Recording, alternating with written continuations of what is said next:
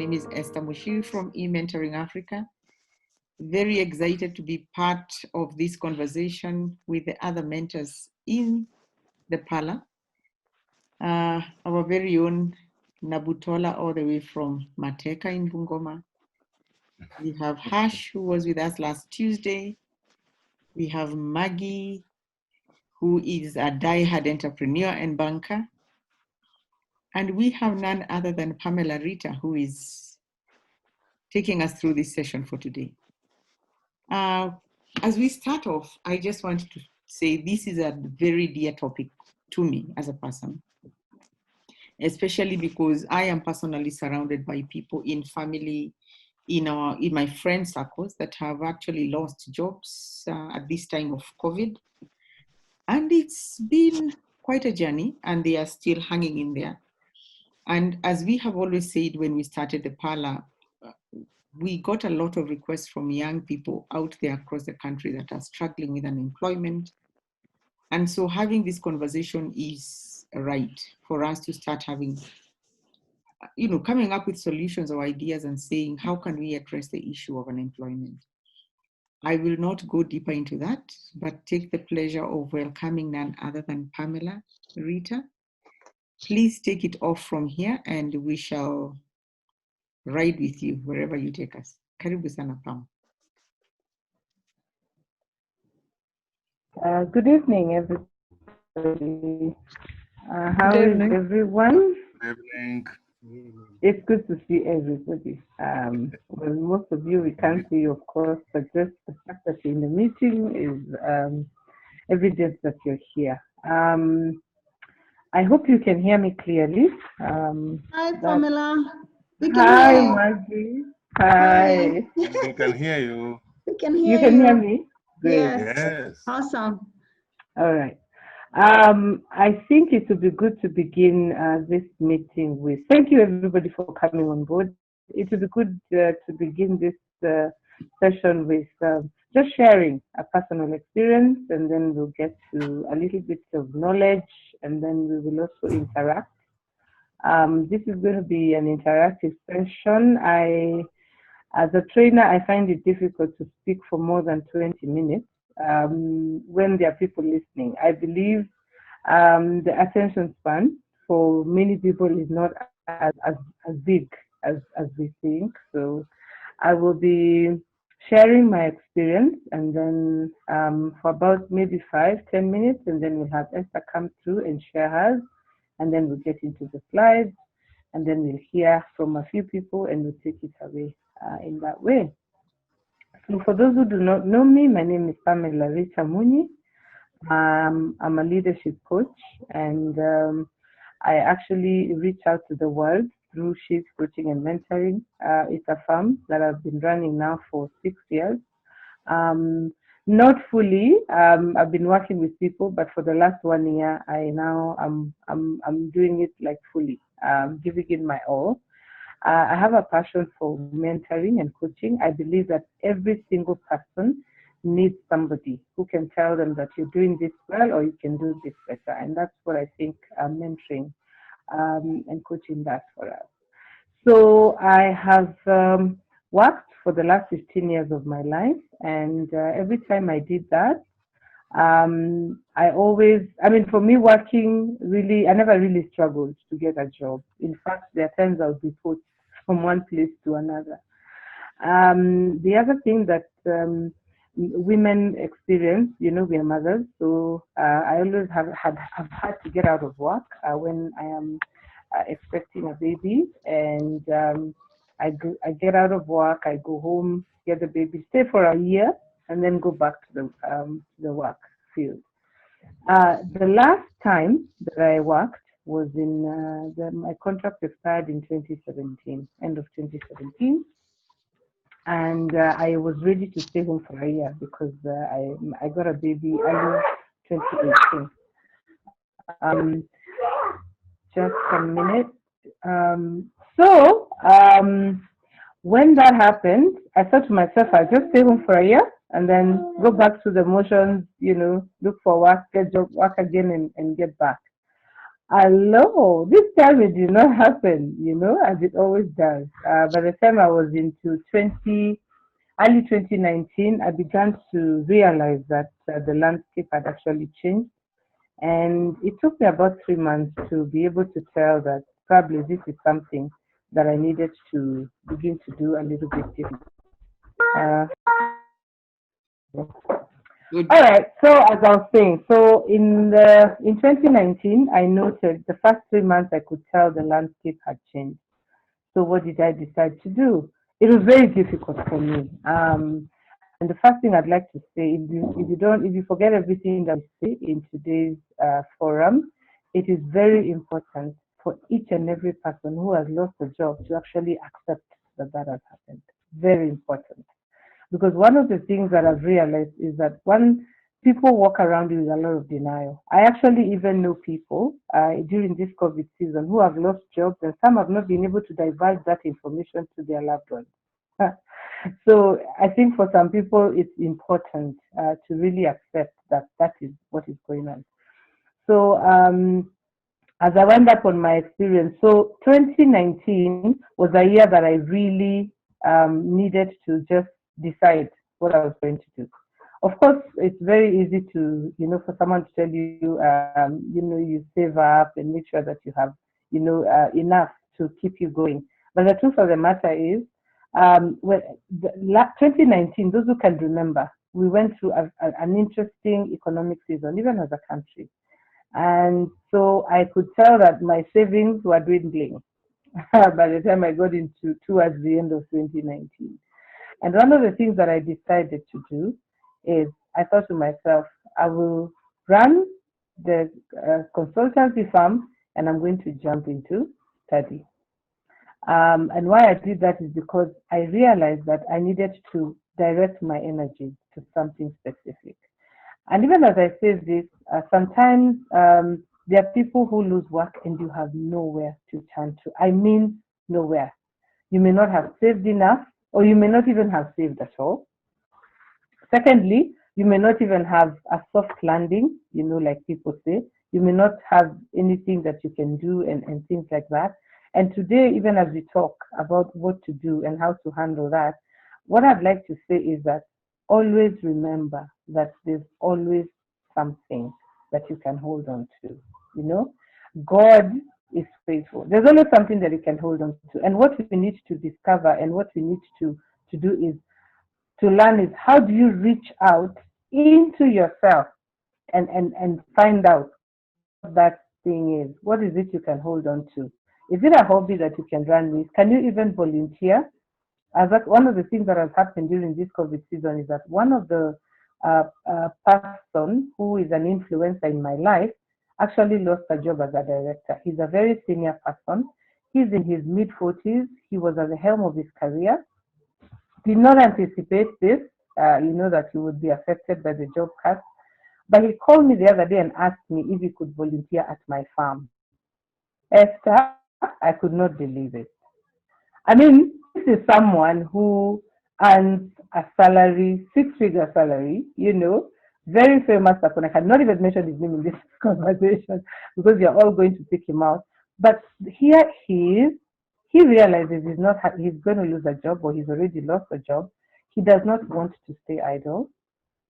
He may not want to study. We are all different. There are many things that you can do that another person may not want to take up. So we're actually having conversations of how he can volunteer for us, which is very humbling, even for us as a firm. So what am I saying is that you have to, your strength must be directed to some place. There's got to be something that you have to do and you need to be involved in. Yeah, so I think I'll leave it there and allow Esther to come in and share her experience, and then we'll get to the slide share. Thank you. Over to you, Esther. Thank you, Pamela, for that sharing. It's, as you said, it's difficult for people to share their story, partly because there is what you think people see in you. And so when you open up your vulnerable side of saying, I am really down and this has happened, you're not so sure how people will take you. So my story is slightly different. I used to work for USAID for many years, for 18 years. And I climbed my career ladder quite well. But at a certain point, as a woman, now I'm speaking as a woman who moves up her career ladder in the IT space, which is really more male dominated, traveling the region, and I realized I was actually reaching what they call a glass ceiling. I didn't know it actually happens, but it does happen. And I remember I went to university late. So when I graduated with my bachelor degrees in IT, some of the men, and I really appreciate the men in my life, came and said, Esther, I don't think you're going to stay in this organization long enough. Now that you have your degree, I see you leaving. I didn't understand what that meant, but sometimes maybe God speaks to people in very different ways. And so I got a boss for the first time who just put needles on my seat, and I just wasn't comfortable and happy anymore. And then another opportunity came. I still call it opportunity because I believe God puts situations in our lives not to test us, but to push us to the next level. So for me, the organization was restructuring, and what they were calling cross-cutting activities or positions were not going to be renewed. So we were asked, we were about 11 of us, and they said, you are in gender, you are in IT. IT, we were 3 of us. We had 1 lady in gender, 3 people in environment, organizational development, all those positions. They said, we are not renewing these positions. Luckily, they gave us a year to transition. And the USAID, or the US government, has a lot of opportunities and new projects coming up. But at that time, because I had a boss that was really into my nerves, I was also equipped with my degree in IT. I was like, come on, you can make it. Step out. And I took the chance and I stepped out. Yes, I got a handshake and I stepped out. But this is lesson number 1. If you find yourself out of stable employment without a regular check, one of the things you should never do, even now that you're in employment, please keep your contacts. Never burn your bridges. So that's lesson number 1. For me, my best opportunity was that I connected with the people that I left behind. Unlike other situations where you would expect an organization to throw a bash for you, a farewell party, I literally had a party and invited my colleagues. And I had started at that time a guest house in Whispers near the UN, because I thought, there were a lot of visitors coming to the UN, to the US Embassy. And I thought, let me do something different. So my friends came to this guest house and they looked at it and they were like, wow, Esther, you have so much money, you have a guest house. Of course, they thought it was mine. I didn't say it was rented. And that is where, in the garage, step number 2, pick what you know and do it. When you do not have a paycheck, please do what you can.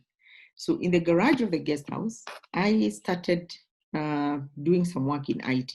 I registered an IT company, and we were doing we were developing websites for people. Really, I think that was the first thing we really started doing. I started hiring young people, and in there, a cousin of mine came with one of these brochures you pick in international conferences, and it was about mentorship. And I read about it and I said, this is something I love to do. I didn't realize, again, discovering something in you that you love. And I read the concept and I said, mentoring, I researched on mentorship and I said, I've been doing this without really calling it mentorship. So talking to people, advising, just feeling good, journeying with someone and getting them to a better place. So that was the beginning of eMentoring Africa being born. But this is the challenge, that I didn't have a regular paycheck.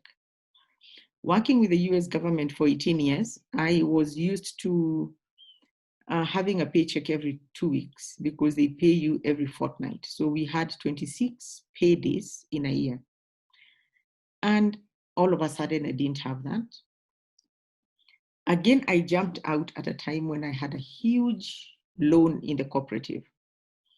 Yes, luckily, I didn't have house rent to pay. I had children in primary and high school, but I had a huge loan to pay.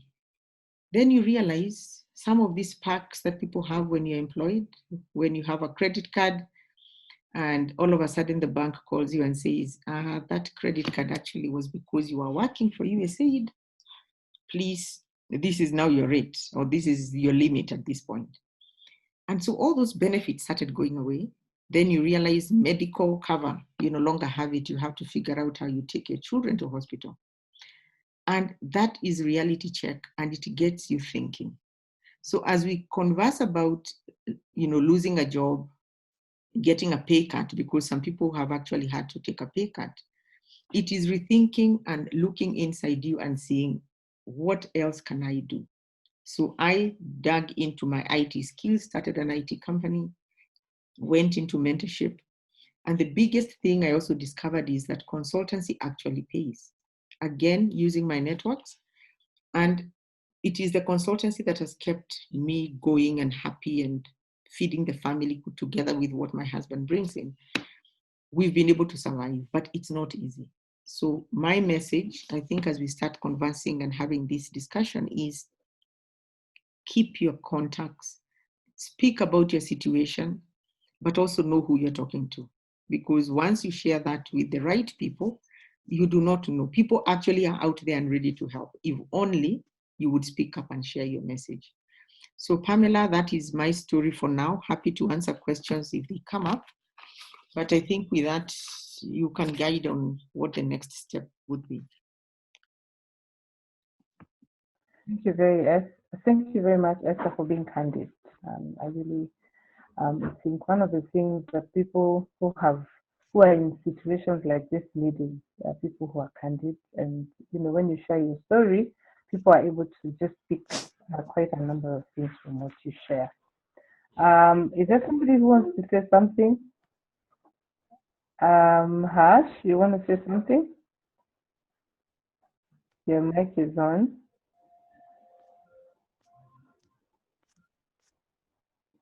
Harsh, are you there?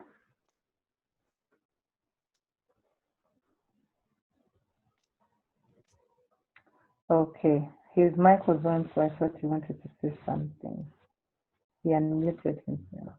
Okay, I think we'll just go to the. I'm here.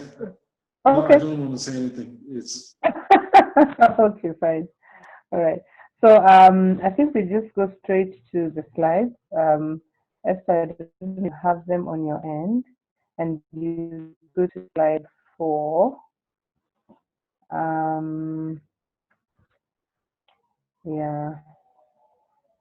Yeah, you are our guest today, Esther. Next slide.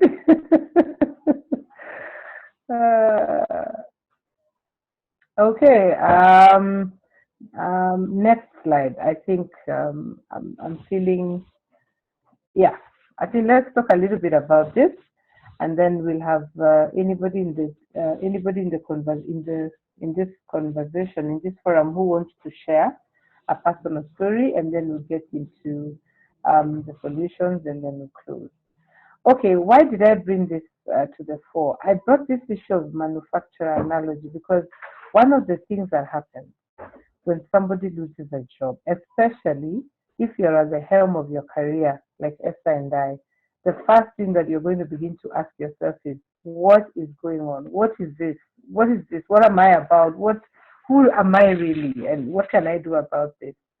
And I just want everybody to, I like to remind people that every single person is around here because God had there was a real purpose. He had a plan for you. You're not an accident. Never mind what you've been told by your parents, or you're an oops baby, or I've met people even who are conceived out of a rape ordeal.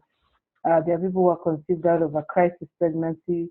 You could even been conceived in a home setup, but maybe they didn't expect you. Whatever stories you've been told about how you came around, all those stories, it all boils down to that God had a plan for you. And the manufacturer analogy that I like to bring up brings it out very well. That before the manufacturer makes anything, he actually thinks through about it, comes up with exactly what that product is supposed to solve, whether it's a solution or it's a situation. And then he proceeds to make the product and package it for sale, whether it's for sale or whatever it's, however he's going to get it through to the people who need it. And then he takes time to explain what he has made, because many people may not understand exactly what this is about. Then he goes an extra mile and provides backup operations that will service the product. Let me even bring something to the at this point. 15 years ago, we didn't have mobile phones. You know, the Android phones, the ones that you cannot do anything without it for some of us. And when those phones came over, I remember they were really, really huge. Initially, they were like they were like this. You know, the phone handsets. They were like, they were really huge. I'll not forget that. And many people didn't really know how to use them. And at that time, you could only receive calls or make a call. Then the messaging came around, and now we're into Android. And every time you buy a phone, you definitely buy, there's a manual that comes along with it. But now we've gotten so good at it, sometimes we don't even bother to refer to the manual. Now, every single one of us has a purpose. And let me tell you something. Before God allowed you to come around, He actually put within you the gift that you needed.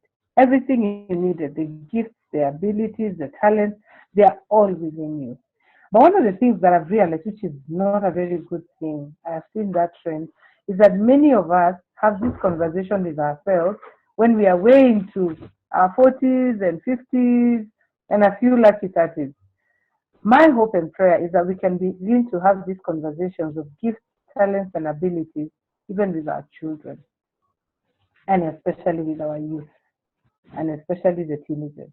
Because I don't know who has seen this. I've seen a trajectory, especially in the European countries, where when a child, by the time a child gets to go to high school, they begin to discover what it is they like to do, you know? Even though they're in the education system, by the time they're done with their high school or secondary education or whatever they call it, whatever it will be, by the time they're going into campus, they know exactly what they want to do. And they go to campus and study that. And most of them, even though they get to seek job and things like that, there's always something they're already doing. By the time they're in their, they're in their late teens, like 18, 19. Actually, in the US, there is an agreement for many parents that when your child gets to 16 and they're going to campus, they're actually supposed to leave home, go get themselves a job, and now be able to do campus from wherever they're at. Why am I saying all these things? I'm saying all these things to say that it's okay to be employed, it is okay to be an entrepreneur, it's okay to be a farmer, but it is important to discover what is that gift, what is that special thing that you have within you that you can use at any one time, whether to make you money or just for fulfillment, but especially if you don't have a job, something that can put food on the table for you. The next slide, kindly.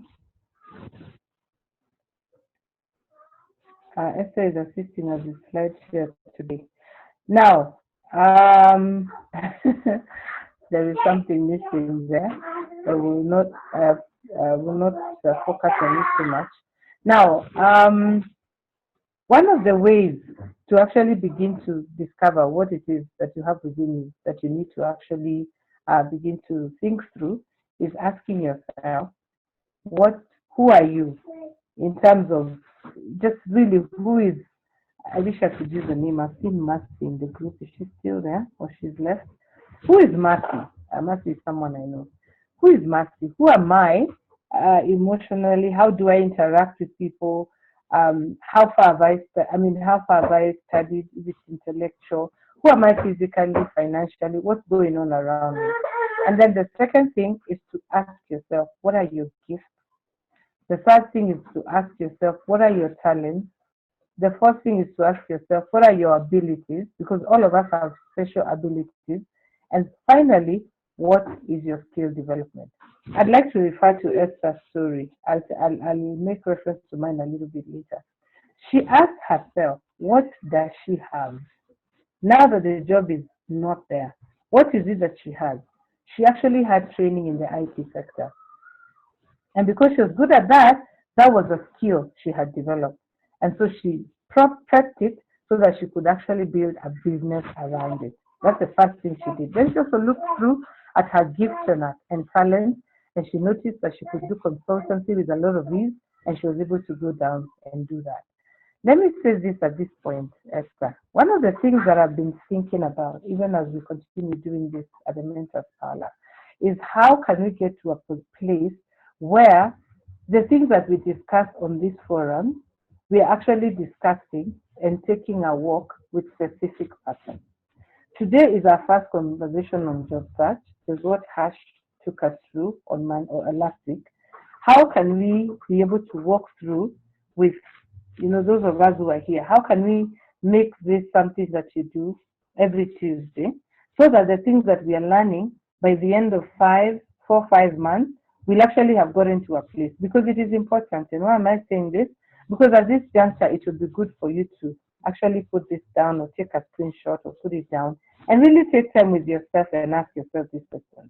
You realize when you do, you get to know yourself a little bit better, and you discover so many things about yourself that are untapped. In fact, I'd like you to take it to a next level and even get accountability partner, someone that you can answer these questions to, and someone who knows you very well, and who you can be able to say, that is not exactly your gift, but maybe it is this other thing, because that aspect of having an accountability partner is key. So having said that, I've been talking for about 10 minutes.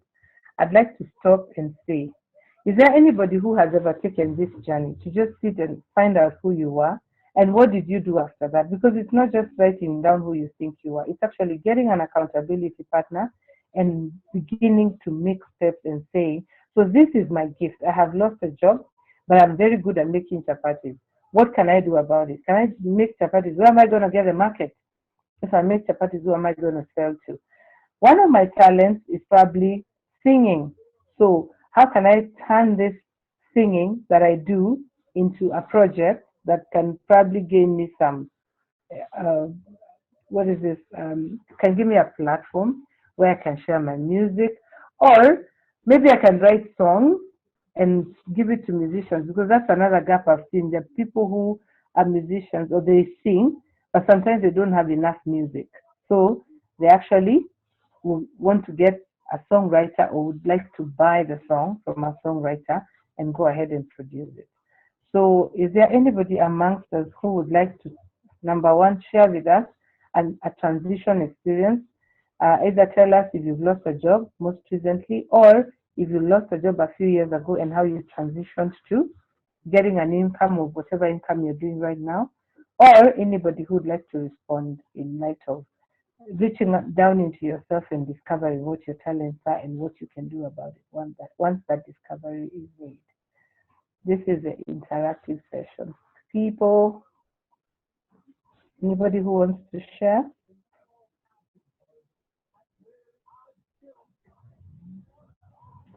Okay. How about I hand pick you? Any volunteers? Yes? I think go ahead and hand pick. Okay. Oh, okay. There is somebody with the name Vivian Juguna. Vivian, would you like to talk to us and share?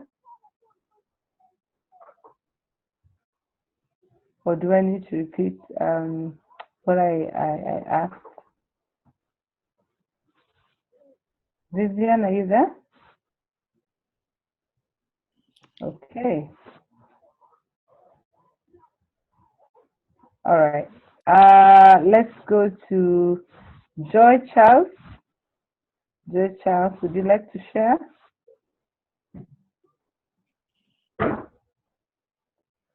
Joy Charles. Is everybody shy tonight? Can you imagine? It sounds like that. All right. Maggie. Then I have not. Yeah, Maggie, you'd like to say something? Okay. I thought someone was responding. Sorry. Pamela, I don't know if I can share. I once resigned. Which year? 2010.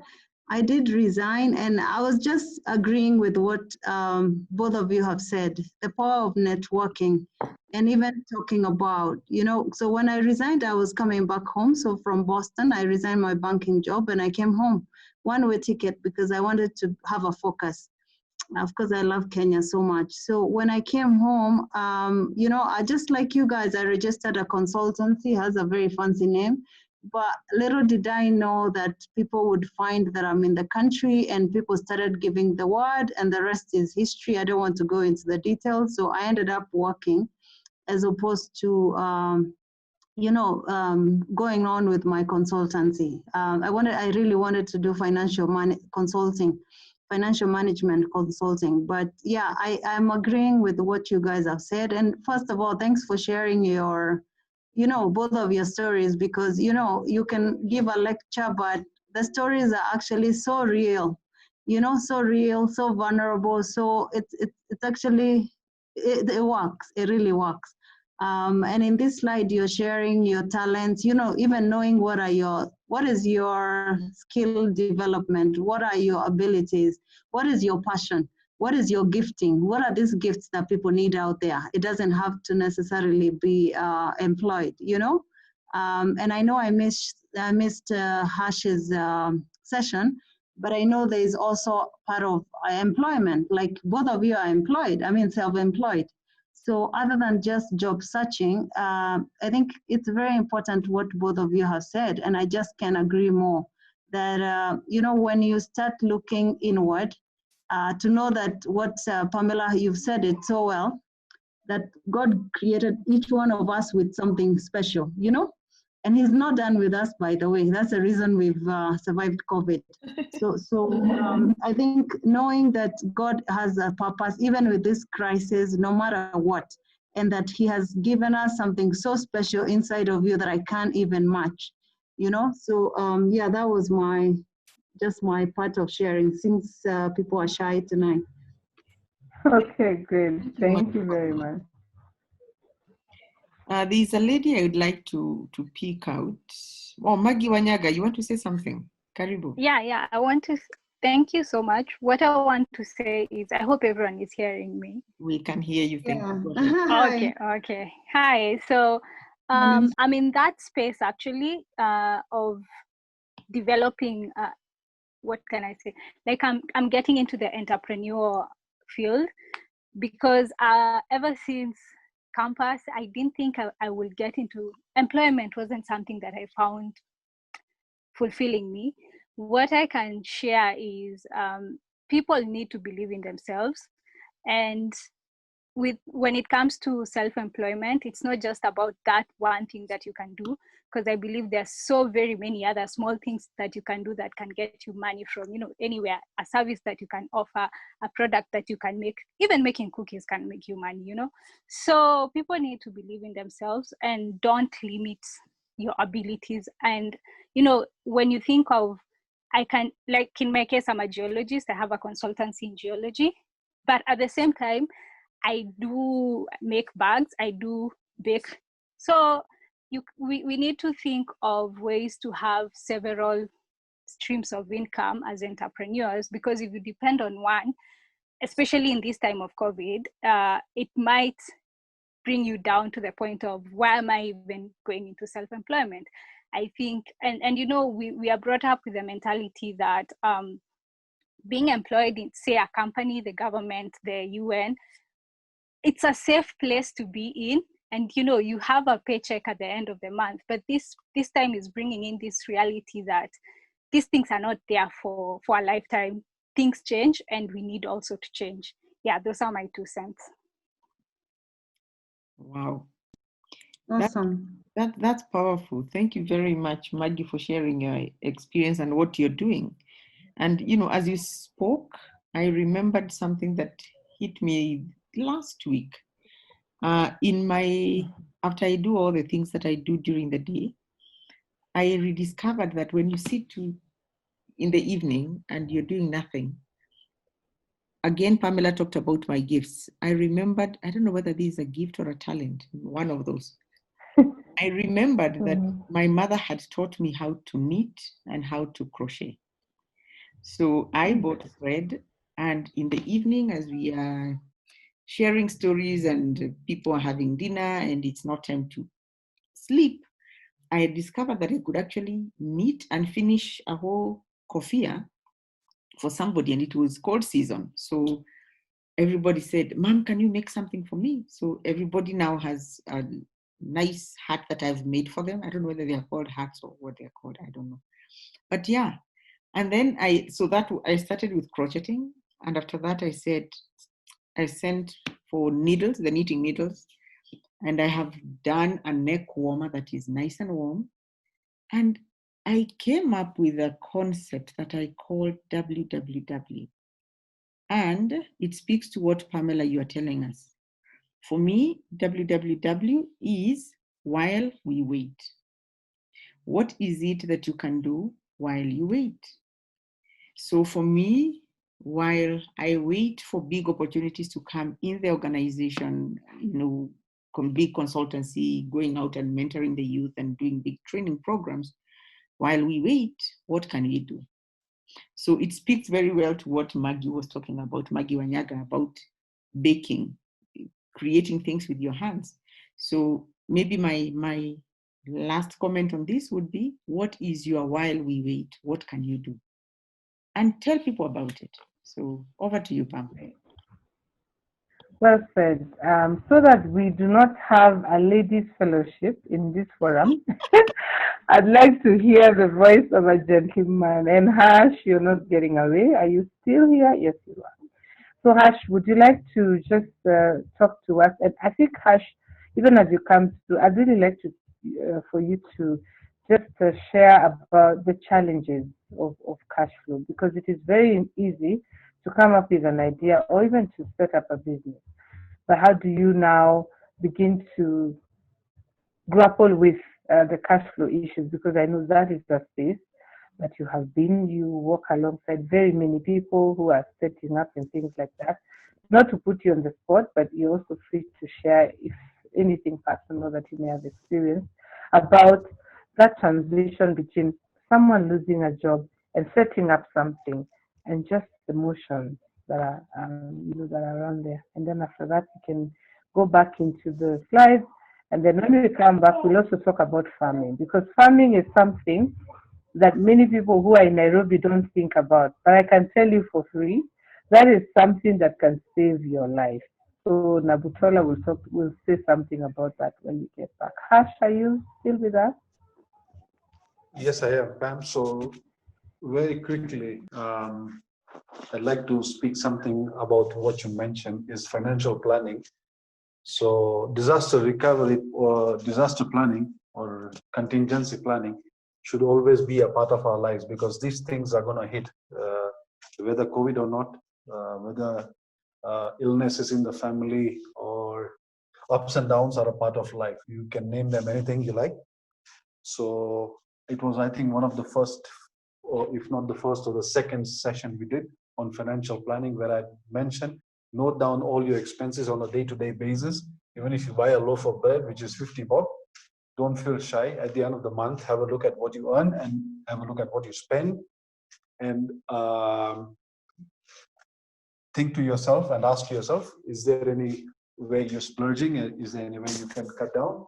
So if you live reasonably, things don't hit you as hard when hard time comes, is all I want to say. Thank you so much for that. Actually, I remember when I lost my job, or when my contract ended in 2017, one of my sisters, my biological sister, came to visit me, and she said, there are 3 things that you have to do.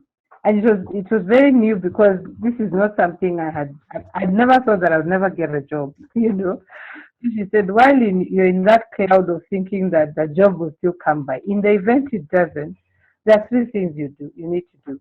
Have a notebook where you note down all your expenses, exactly what Hasha said. And then secondly, identify service providers. I think one of the things, I had a conversation on radio last week, and one of the things that we realized is that when people lose jobs, they actually are on rock bottom. They actually do not even know where they're going to pay their rent for next month. And one of the things we saw is that you need a support system. You need to identify a support system. How are you going to survive? Even as you begin to come up with an entrepreneurial venture or whatever, survival really is key, because you need to put food on the table and you need to pay rent, and bills are on standby waiting. Secondly, the second thing she said is that once you have a way of tracking your expenses, secondly, you need to identify support system and also service providers. Like places where you can be a regular client. The supermarket knows that is the only place you're going to buy. The butcher man knows that's the only place you're going to make a purchase.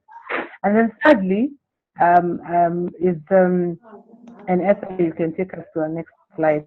Thirdly, the third and very most important thing is making sure that you do not liquidate your assets, because that tends to be something that people rush to. You're in trouble, so you go and liquidate, you sell your pieces of land or anything that is an asset. You need to really go slow on that, because you may not know how that asset may assist you, going forward. All right, we are still on I think I decided to just pick 10 questions. We've already seen the 5. And this is a process of looking inward to just discover what is it in me that I can pick up and run with in this season, now that I'm out of a consistent, maybe paying job or something like that. Number 6 is, what are those aspects of you that you like? What are your strengths? Because there's a tendency for people to be drawn to you by your strengths. And remember, whatever you plan to do, whatever source of income, whatever way that you intend to make income, people will buy you. You're the first product they buy. So you need to identify what your strengths are. Then it's important for you to know what your weaknesses are. And then what are those aspects of you that you do not, or you would like to change? What do you enjoy to do? I know a friend of mine who lost his job about 5 years back, and he had a neighbor who wanted to sell, a truck, just a truck. So he loves driving, and he loves to go for holidays and camping. And so he took the truck because it was being sold at a throwaway price, and he began to do trips with his family. And today, he actually has a tour company. It just started like, it was not something he had planned, but he began to do the trips and he began to enjoy them and said, now that I don't have a job, how about maybe if I took a few people on a trip and charged them so much? Today, he runs a tour company. So there's something about your hobbies that probably you could pick up, and you never know. You could turn it into something that can assist you. And then finally, and most importantly, people, we cannot afford to stop dreaming. I like what Hash said, that the situations and the seasons of life are here with us. The only permanent thing in life is change. Change is inevitable. It will happen. Whether you have a job today, whether you have, they are called permanent and pensionable. Those jobs. One day you'll hit 60 and you will leave. So the situations of life will always keep coming. Seasons of life. Do not stop dreaming. If you forget everything I've said today, everybody listening to me, kindly go and just invest. If you like big journals, buy a journal, buy yourself a diary. And if you don't like writing much, buy yourself a little small book. The small notebooks that go for 50 bob or 100 bob in the supermarket, especially for men, because some men don't like walking around. A small notebook that can fit in your shirt pocket or in your coat pocket. It is called the Dream Book. Buy a small book and write your dreams in there. My friends, dreaming is for free, and you need to dream. And there's a reason why God has given us brains, minds, that take us places in terms of dreaming where we want to be and things that we want to do. So do not stop dreaming. And if you're in this forum and you don't have an idea book or a dream book, kindly invest in one. You know, I saw a funny quote on Twitter the other day, and there's this young man from South Asia, and he was saying that he's doing a write-up so that 10, 20, 30 years from now, he'll be able to tell his children and his friends what COVID-19 did for him. Can you imagine? He said, I have to get something out of this season. There's something I have to carry with me. So I'm going to document it and I'm going to work on it because I am not wasting any minute of my life. So don't stop dreaming. Whether you have, and dreaming, you don't have to really have the actual, if it's money you want to use to implement the dream. Just dream and write it out, because you never know. Opportunities knock, the Bible says opportunity knocks and it can come at any time. And if you're not ready when opportunity knocks, you will miss a chance. The next slide, Esther, kindly. Then as we move towards winding up.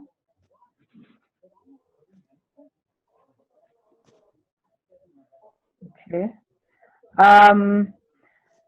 Now, I think one of the things, these are some of the things I'd like to share, even as I close, about the importance of. So now you know what your dream is, you know what your ability is, you know what your, you know what you've picked a hobby or you have picked a gift or a strength or an ability. What do you do with it? It is very important to identify your gift and to acquire it. What it means to acquire a gift is that you need to actually be conscious that this is something that you've taken up and this is something that you're going to do. Let me even pick that crocheting idea that Esther shared. One of my best friends, Esther, also does crocheting. And what she has decided to do, because she's a stay-home mom by choice, is that she does crocheting and she talks to people and gets, just this idea from people on what they need. And then she puts a cost to it, a charge to it, and she crochets and she sells it. So she's actually taken it to the next level because she really wanted to survive, and to make ends meet. So identify and acquire whatever gift it is that whatever it is you've decided to run with. Secondly, you need to refine it. You need to make sure that whatever it is you're doing is actually presentable.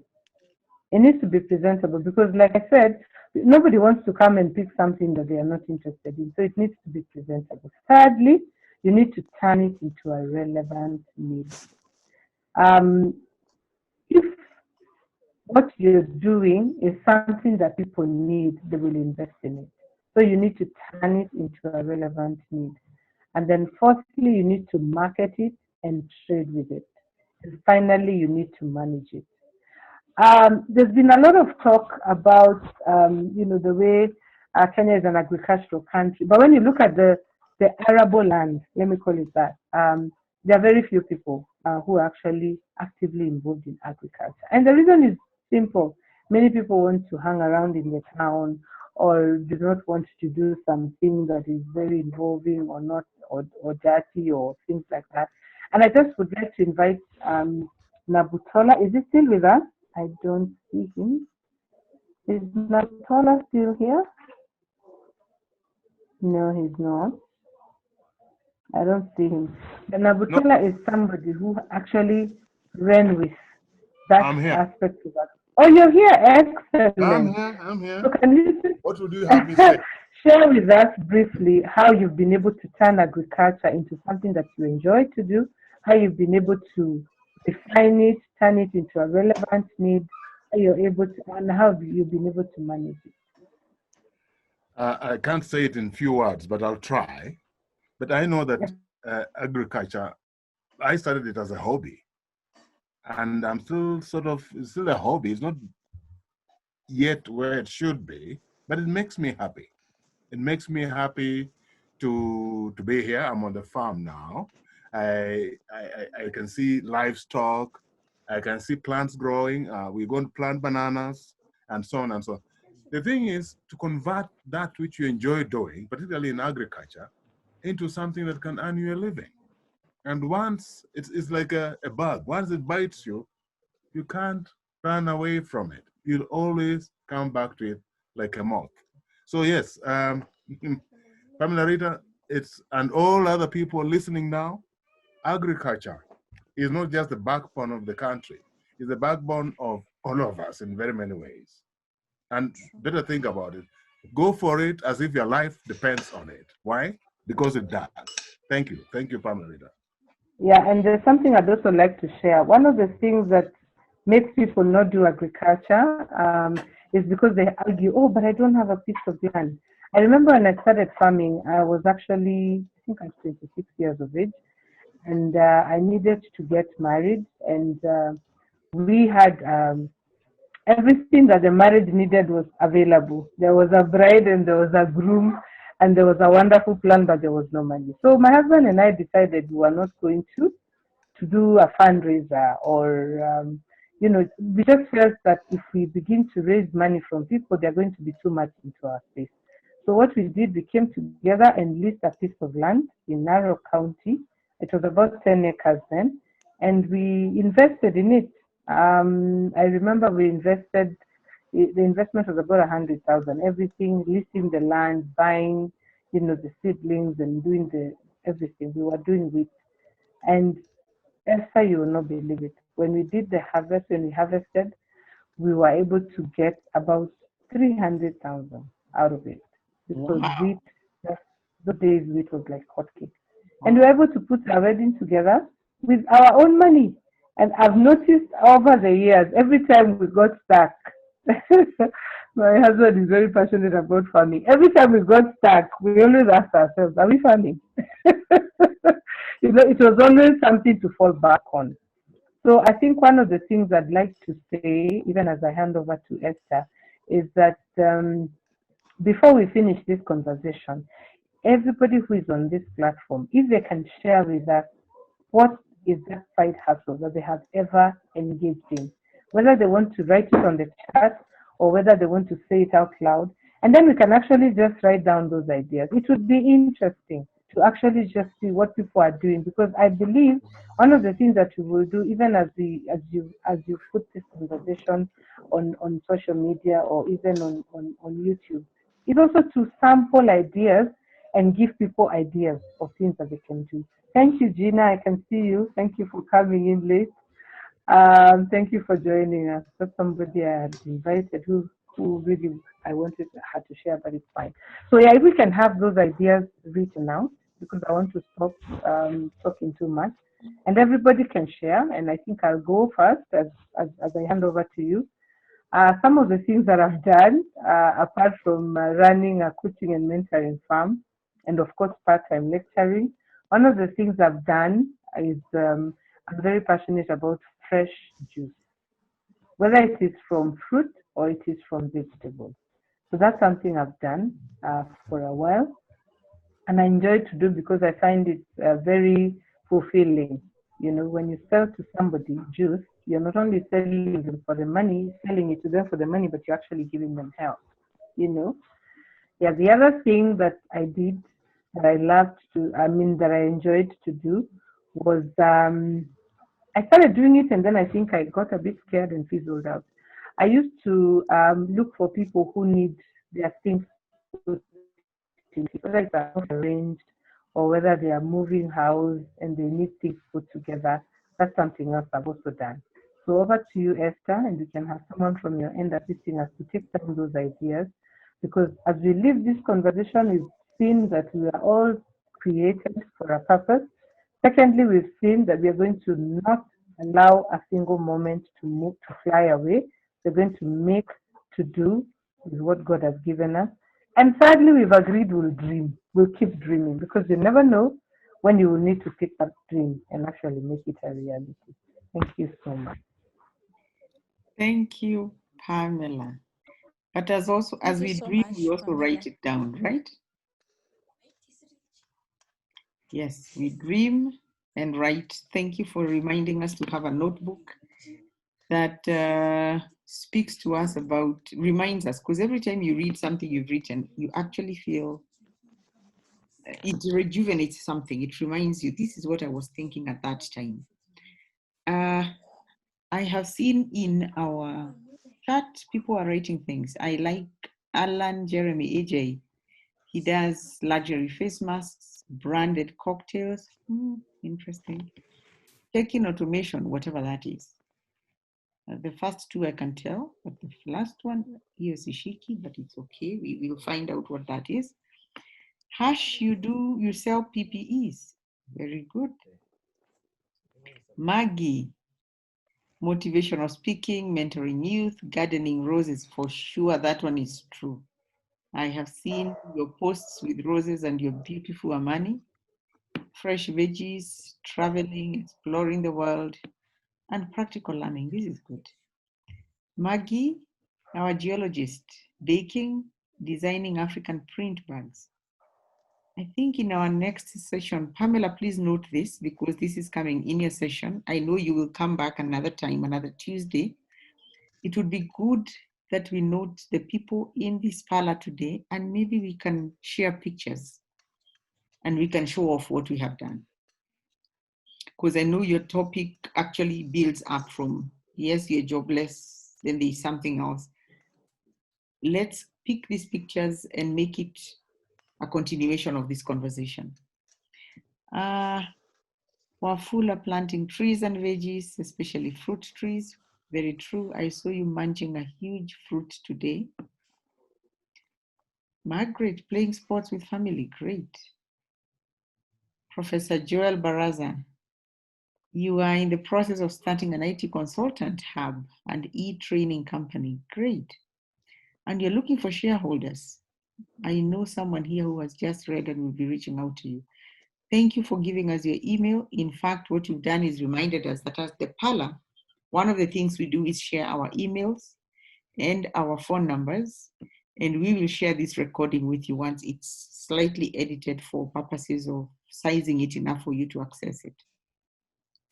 So please share with us your contact. Joy, you are a freelance interior designer and you sell kids' clothes. I'm reading aloud because when you hear it, now you know who to reach out to. Joy, please share with us your contacts.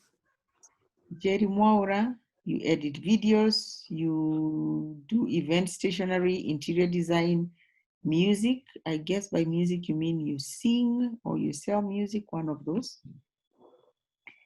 Maggie Wanyaga, you enjoyed mentoring, traveling, hiking, looking for ways to empower youth in science and issues on security. Wonderful.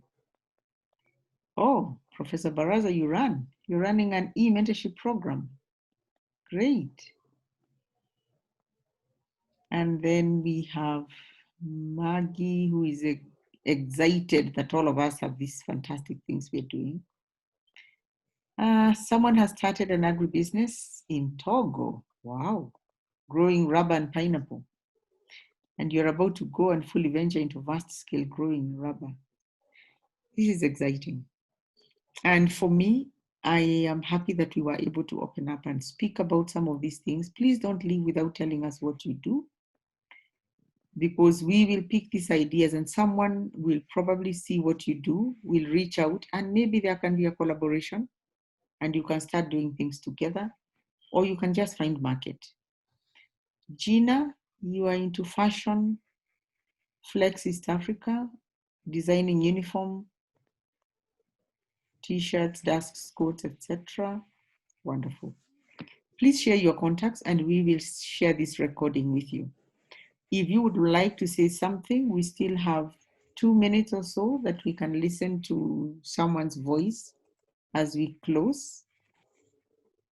But what we are looking for is collaboration. So let's keep this going. And Pamela, I'm sure you have some points now that you've jotted all these ideas that people have given you. What are your thoughts?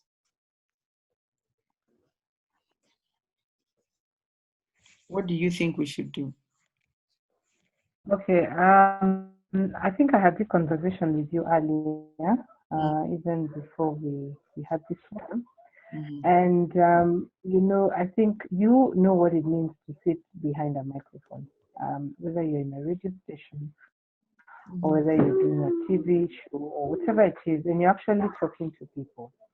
And I know women, we are normally told we get too emotional, but even as we celebrate the Youth Day tomorrow, my heart breaks yesterday because I realize there's a lot of hulabahu, there's a lot of talk and a lot of conversations around how we can help you, how we can get youth to jobs, how we can give them entrepreneurial ventures. But when you really get down to practical solutions, you realize that we are having a disconnect, a serious disconnect.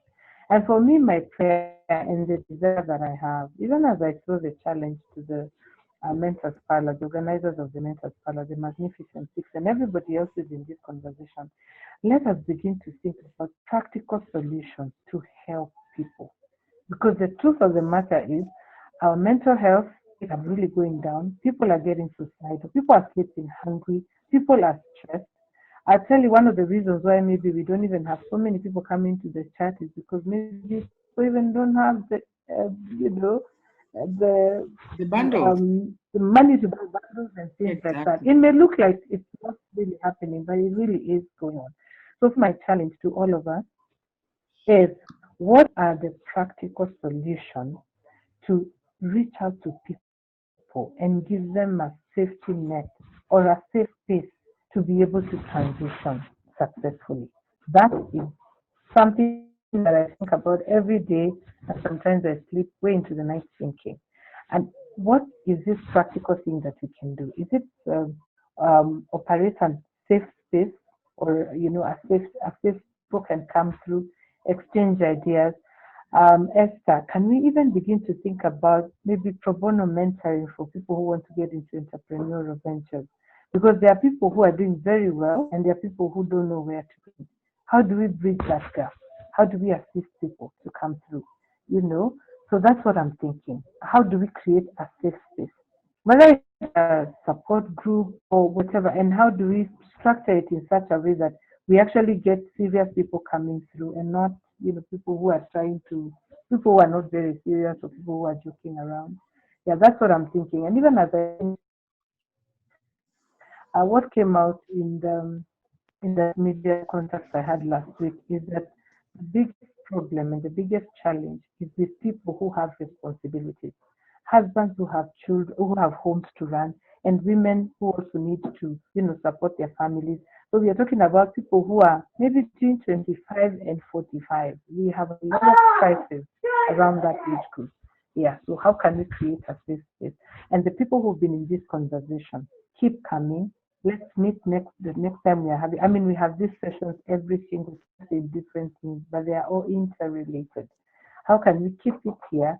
And probably at the end of it, by the end of the year, we will also have been able to network and we'll have been able to help somebody out there and we'll have learned from them.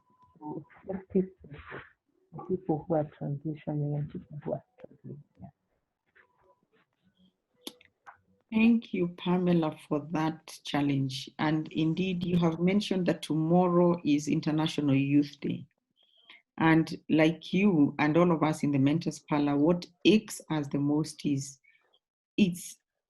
we think it's just a name when they say International Youth Day, because in reality, the youth are still out there suffering and people making money over them, but nothing really is changing on the ground. I'm in a certain group and there is this young lady who has been posting very angry messages.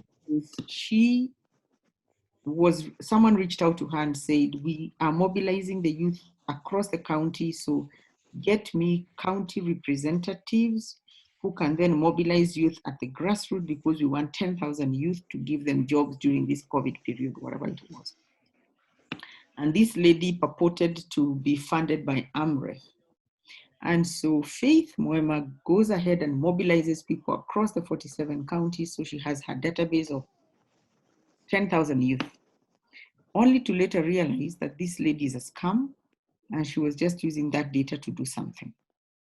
So Faith has a group of youth that think she is the fake person, she is saying someone used me, and so her anger right now is that we, the older generation, are using the youth to make a living. And so it is very, very painful when you think about it. And so what you're saying, Pam, as a challenge on this Mentors Parlour, can we be the change makers? Can we be the people that do something different? Can we be the people who say and do? So right now, Wafula is in Bungoma, he's a farmer, it's practical. And when I look at the database of the youth that reached out to us, we have a lot of them in Western region. Some of them, rightfully so, they do not have connectivity, but maybe we will make a commitment as an organization, as eMentoring Africa. We are calling these people one-on-one. If they are genuine for sure, then we probably can figure out as the mentors in the parlor, how do we create those safe spaces? We may not physically be there, but maybe through our networks, we can provide opportunities for them to speak. I have seen that Professor Joel Baraza, you're saying you'd like to partner with us. Let's think broadly and see what are those other safe opportunities we can create. If people can't come to Zoom, is there something else that we can do? So that we are in the mashinani talking to these young people and making our Tuesdays productive, making our Tuesdays have a story that someone can actually say, it is because I listened to the Mentors Parlour to this topic, I am now doing 1, 2, 3, and it is working. And I just want to make a final appeal. I volunteer and I support a cancer program in our church of mothers who are suffering from terminal cancer. And their children, who are youth, are the ones who have to be caregivers of the parents. So one lady who is up in the tea plantations has very advanced cervical cancer. The daughter is a teenage mother. She has a 6-month-old baby. But the daughter, Hannah, has to come to church on behalf of the mother because the mother can't come to collect the goodies and the food that the foundation gives. And so Hannah reached out to me. I gave her a lift on Saturday and she said, if you have old clothes that you're not wearing, maybe you can give them to me. I sell them as secondhand clothes so that I can support my mother to buy medication. So those are some of the basic things that these young people are looking for. So I am currently collecting secondhand clothes. I will go to my wardrobe. If I'm not wearing anything, I'll just pick it. These are practical things that we can give young, unemployed youth that before they get to the depression stage, what can we give? I thank God for COVID because it has helped us reach down to the level of, let me share the little I have. It is never too little. It's enough to share with someone else. So that's my parting shot. And I invite all of us to think through it. Our email is available. I will write it right here. And if you want to get in touch with us in the Mentors Parlour with any idea of how we can collectively do something to make a difference to the young people, please write to us. That's our email address. And Pamela, myself, Wafula, Maggie, Hash, Rachel, and so many others that are not here are willing to take this journey and make a difference. I will close with the words of Wafula. No one, teach one. Koto.